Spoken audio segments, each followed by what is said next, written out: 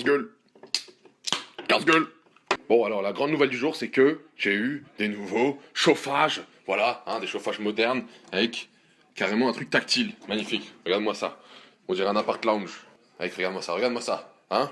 L'homme moderne, là, l'homme 2018, là. Regarde. Là, attention, la salle de bain. Le troisième chauffage, hein, qui a un magnifique porte-serviette. Hein, je pourrais mettre des serviettes maintenant. Sauf que, regardez ça. Voilà. Là, il y avait l'ancien. Et ça, la caution, ils vont me dire, ah ben non, vous avez fait ça tout seul, hein. Bon, bah, c'est pas ça que je voulais faire.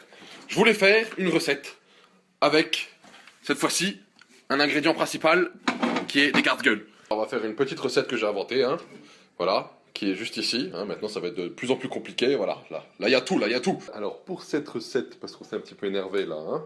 Voilà, on va même mettre de la lumière. Vous avez besoin de petits poulets achetés, du poulet qui a couru dans les champs, hein. Ça se voit sur la marque, Coril, hein, tout le monde connaît. De la salade, des olives, des petits... Voilà, super, hein, sur Instagram on peut pas enchaîner les stories, magnifique. Donc ça a coupé, donc je disais, des petites allumettes, de la brie que t'as fait fondre préalablement 2 jours, hein, à température ambiante, une tomate et une casse-gueule, avec les assaisonnements, hein. Et on va commencer par découper le poulet qu'on va ouvrir. Donc maintenant le poulet découpé, hein. Faut pas avoir peur de le découper, hein. C'est juste un poulet, c'est un morceau de viande. Voilà, il y a une semaine il courait dans les champs avec ses copains, et nous on le tue et on le mange. L'homme est vraiment cruel, surtout l'homme blanc européen.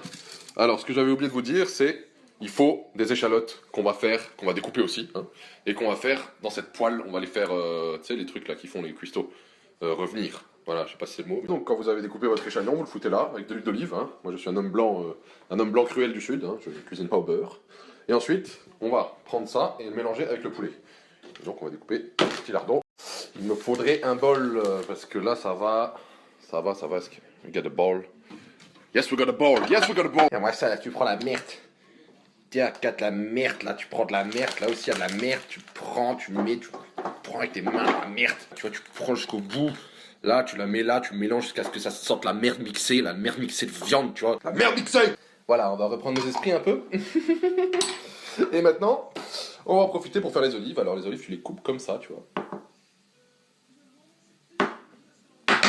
Alors maintenant les olives sont coupées, hein, on va commencer à passer en speed-up là, parce que les échalotes sont cramées. Voilà, c'était pas le... Si, c'était le but. Je vous ai bien eu, hein. Ça fait partie de la recette, hein, tout est prévu, donc si les échalotes sont cramées, vous sortez les cramées comme ça, et tu les mets... je sais pas si ça veut cramer, non.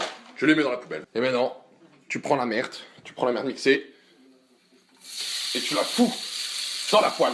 Ah oui, alors, ultime précision, hein, il faut du pain pour cette recette.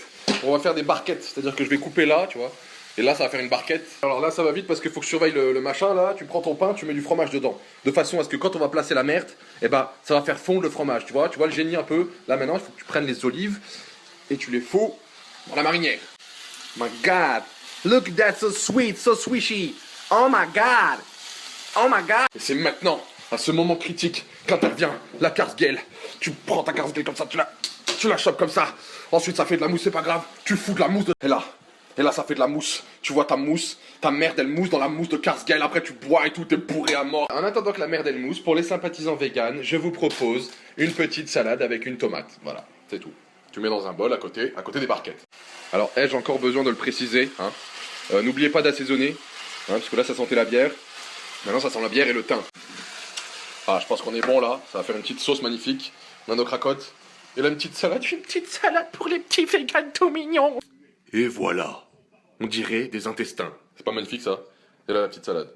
Bon évidemment ça se mange pas avec les doigts. Hein. Et surtout avec tout ça, n'hésitez pas à vous reprendre une casse-gueule en guise de boisson. Hein, non, jamais trop. Bon appétit.